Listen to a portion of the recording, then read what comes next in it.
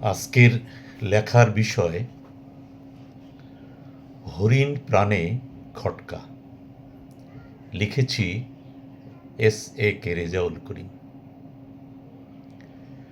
হরিণটি কি পথ হারালো গহীন বনেতে?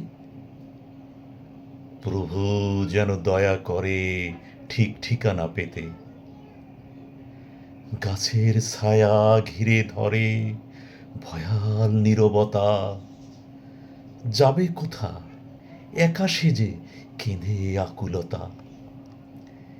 ফিসফিসানো পাতা কথা শুনে ডরে ভাবে, পাশে খাদ্য মুখ রোচে না, বাকি তারে খাবে।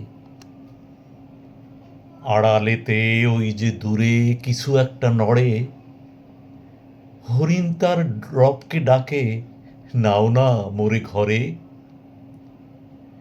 কুলু কুলু ধ্বনি নদী মোহনীয় সুরে, এসব কিছু ভাল লাগে না, ঠিকানা কোন দূরে।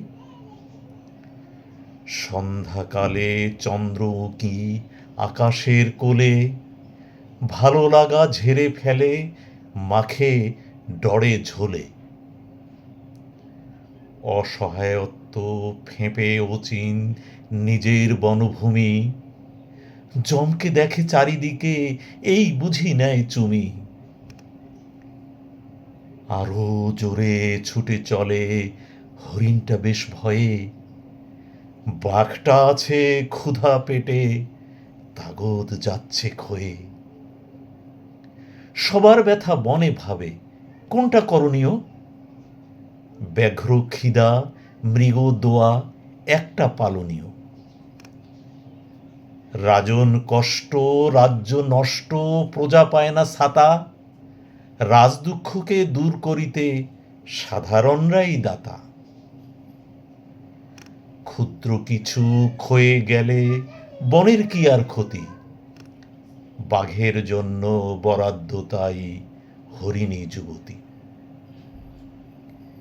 কোথা পালাও দেহটি দাও, ঘাড়ে খেলো মটকা, ব্যাঘ্র ক্ষুধা মরে কিন্তু মৃগের মনে খটকা। দুর্বল না হয় দিয়ে যাবে জান ছাড়া এই দেহ, সেই প্রাণটার পুরস্কার কি জবাব দেবে কেহ? জবাব দেবে কেহ? এটি ৩ ফেব্রুয়ারি ২০২৫ দুপুর ২টা গাজীপুর থেকে লিখেছি।